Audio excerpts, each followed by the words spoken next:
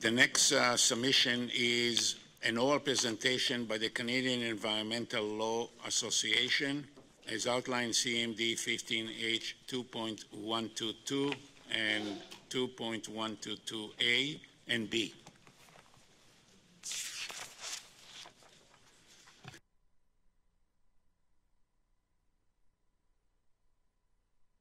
And I understand that Ms. McClellan will make the presentation. Please proceed.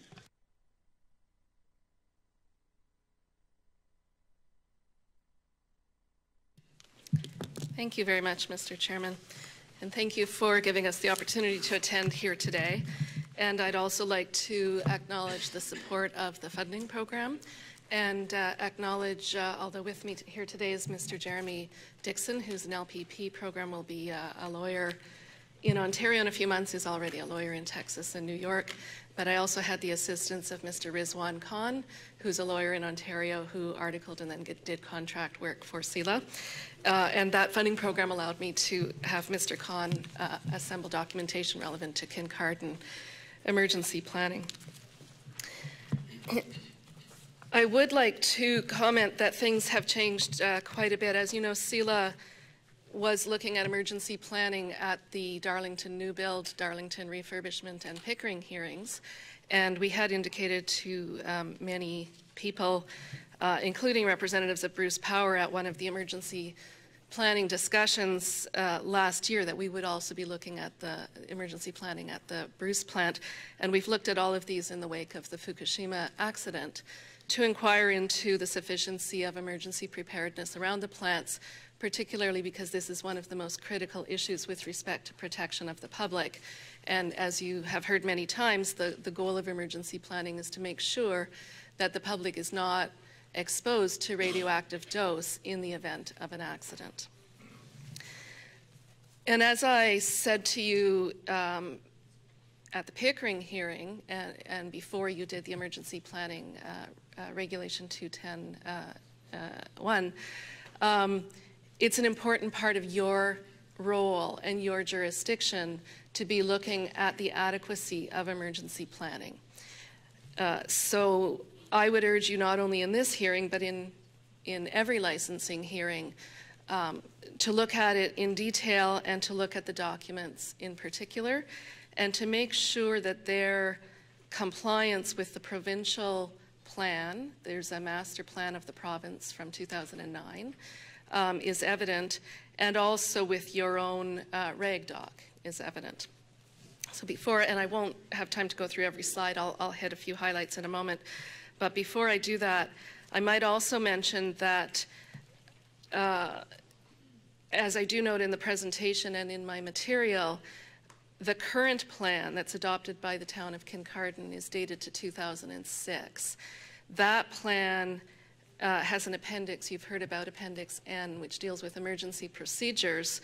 And we inquired of Kincardine for a copy last year and this year, and were advised that it wasn't ready yet.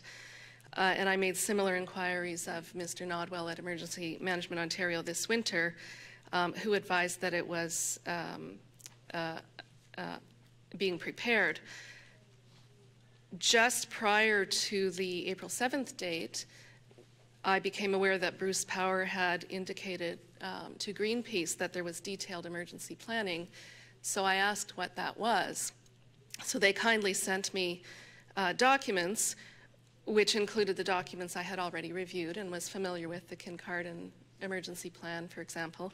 Pardon me, they referred to the Kincardine emergency plan, but they sent a 2015 emergency plan, but advised me that it's in draft. So I have a copy of that. It's March 2015, labeled draft, and I have reviewed it. It's largely similar to the 2006 plan, but it doesn't include a reference to an Appendix N, and the tracking document indicates that Appendix N, which deals with emergency procedures, is to be removed. The 2006 plan refers to Appendix N a number of times around things like setting up the evacuation centers, notification procedures, and so on.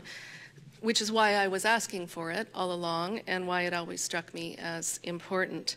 The extent to which it is now embedded in the 2015 draft, I'm not sure, since I had very little time to really do a line-by-line comparison, but it strikes me that largely the 2015 draft is essentially similar to the 2006 draft. So that's a concern. The one that's in place today is apparently incomplete, and the one that's more recent is draft.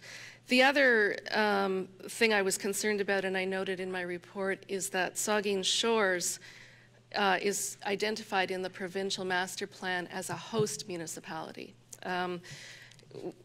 So the primary municipality is Kincardine and the host municipality is Saugeen Shores. And then they have certain responsibilities. I actually excerpted them right in my report around things like setting up reception centers, but they also have to have a nuclear emergency response plan themselves. All I was able to find was a reference that they were working on one with funding from Bruce. In credit to them, and as I mentioned in my report, there was reference to nuclear emergencies, but it was buried on their website. So I had some recommendations. I have some recommendations about putting that all in one place and making that obvious to the public. So Bruce did send me a Saugeen Shores emergency nuclear plan dated January 2014, but also indicated that that's draft as well.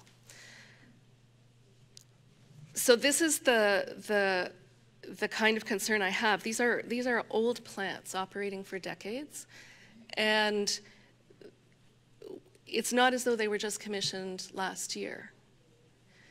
And it's not as though emergency planning is a new topic. And in my report, I indicated to you the recommendations that were made 20 years ago, over 20 years ago, by a cabinet committee.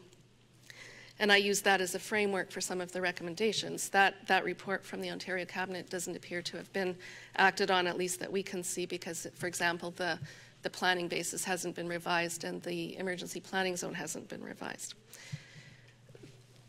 The last thing I want to say by way of introduction, because I won't have time to go in detail through our report, is that I should also mention that what I didn't know about until a couple of days ago, I knew that Bruce is planning to distribute the KI pills. They've mentioned that often. They said they've begun. So Mr. Saunders provided Ms. Spletziauer copies of the material that's going to the community. This is the kind of thing that I think should be provided to you at hearings. And you should be directing the applicants and the staff to make sure that this kind of material, which is good, on the whole it's quite good, apart from the fact that there's this odd thing where you read about all the other emergencies in the municipality, you get to your notes, you think you're done, and then there's the emergency plan. So I'm glad I flipped the page. Maybe it's so that it's handy at the back, because it does have the emergency sectors, the sectors for the secondary and primary at the back, which is good. It also, for the first time that I've seen anywhere, tells people that if they're in certain sectors, what's their evacuation route. This is nowhere else available on any website or any communication that I've seen before this publication. But that's important. And it also, I guess, when it's distributed, it's telling people what their sector number is, or it helps them inquire. It doesn't include an element that's in both Reg Doc 210.1 and the PNERP 2009, which is advising people about how they will be notified or alerted in the first place that there's an emergency. So are they in an area where there are sirens? Are they in an area where there's going to be door-to-door? How will they know? But if they do find out that there's something going on, then they're told what radio stations to turn to, so that's good. The last thing on the second part of our presentation, which I won't go into detail today because it's not really for your decision today, is commentary, and I'm indebted to Mr. Dixon for this, looking at specifically how it is that we think some of the regulations are too vague.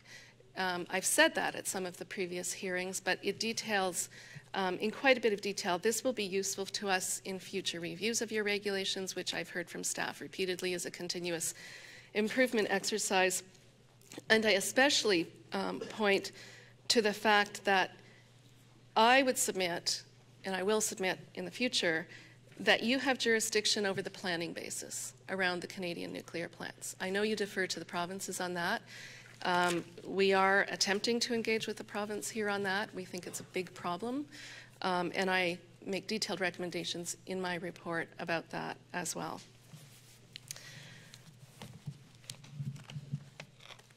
So, since I've used up almost all my time and haven't even gone to the slide deck, yes, I assumed when I was preparing for today that you would have read it, and when I reread it, one thing I want to say about the slide deck and the report is that I do stand behind all of the commentary in the report and the slide deck, even in view of the most recent material I was provided with last week, and in view of everything I've heard today. It all still does, in my opinion, stand up, and I'd be very happy to engage in any back and forth with you on that as well.